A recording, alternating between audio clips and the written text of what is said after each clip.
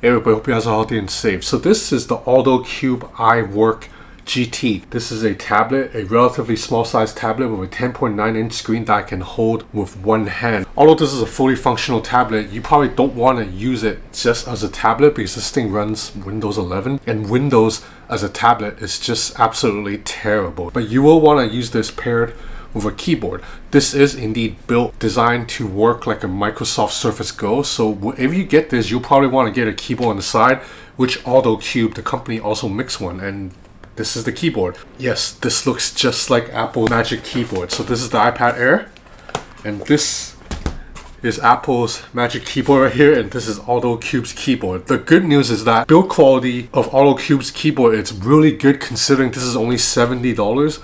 Whereas Apple's selling this for like $250, you still get a pretty sizable trackpad and pretty good keyboard with well-placed key travel. And the best part is this really does prop up the Alldocube iWork GT tablet the same way the Magic Keyboard props up the iPad. So yes, even though this design is not original, it is a ripoff.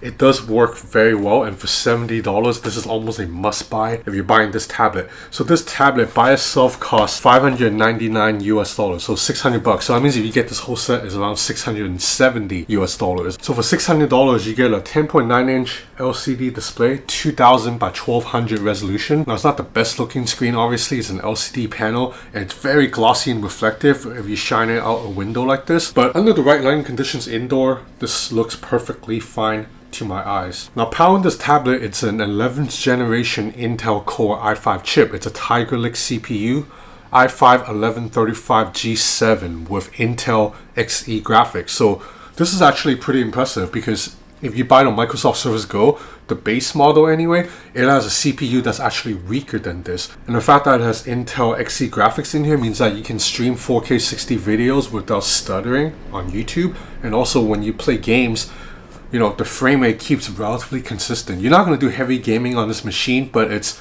capable. Now you have 8 gigs of LPDDR4X RAM with 256 gigs of SSD storage. Now this tablet's a little bit of a chunky boy. It measures 10.5 millimeters in thickness, which comes out to around 0.4 inches. You compare it to the iPad Air, it's definitely a little bit chunky. You'll notice that there's also a lot of vents. That's because this thing actually has a built-in fan. You do need a fan with an Intel processor. It's not as efficient as a mobile chip like a Snapdragon chip. It's a little bit thick, but then you do get a lot of ports. So on the right side of the tablet, you have a full-size USB-A port, a headphone jack, and an SD card slot. On the left side, you have 2 USB-C ports. Both of these can charge the tablet.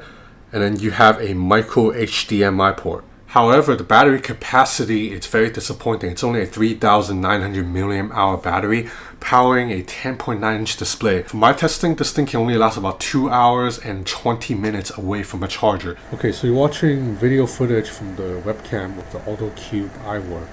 You should be hearing the fan right now. That's unfortunate. So if I stay quiet, you can hear the fan.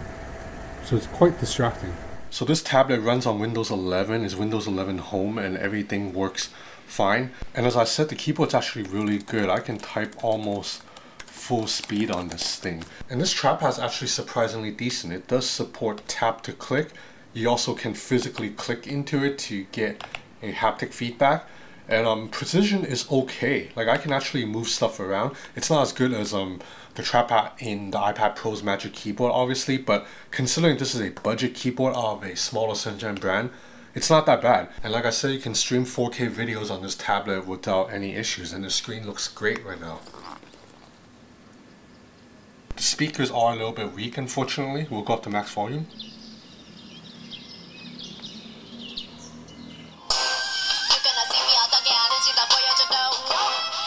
Now earlier I said that Windows 11 sucks as a tablet because it's just not an intuitive touch experience.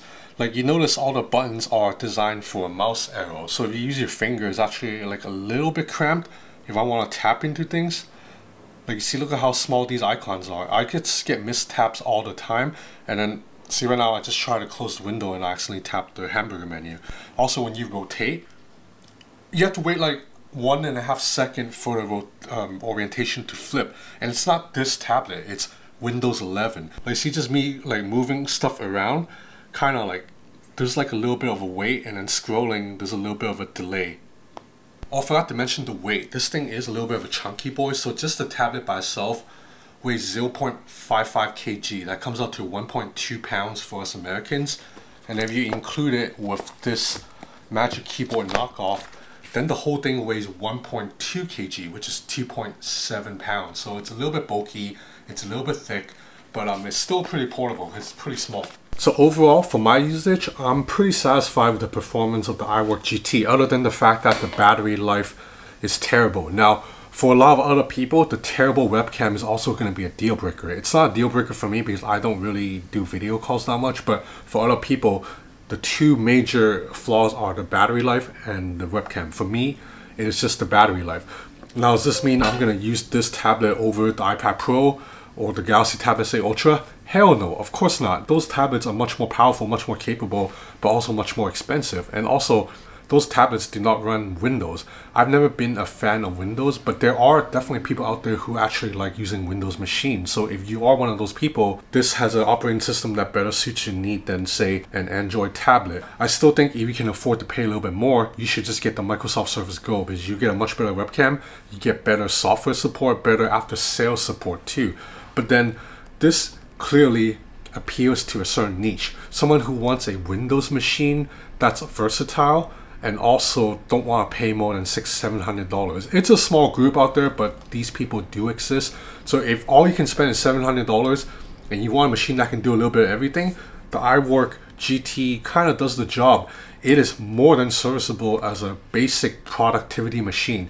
You're not going to do creative work on this, like you're not editing videos or graphics, but you can send emails, you can read articles, you can write articles, and just do all the office productivity tasks. I do think, like I said, it's really tacky how they've straight up ripped off Apple's design right here. But if you can get over that, their complete lack of originality, this thing does work pretty good. I like this trackpad and keyboard better than, a lot of the keyboard cases for bigger brand products, like the Xiaomi Pad 5. That keyboard case doesn't have a trackpad. The Huawei MatePad 11, that keyboard case doesn't have a trackpad. I want a trackpad with my tablet, and this is one of the better ones out there, despite the fact that it is a complete ripoff. And the thing's a little bit bulky. So yeah, that's about it for this review of the iWork GT i5. $670 for this whole package. So that's it for now. I have a lot more content coming up. Please stay tuned and subscribe to my channel already if you haven't. Thanks for watching.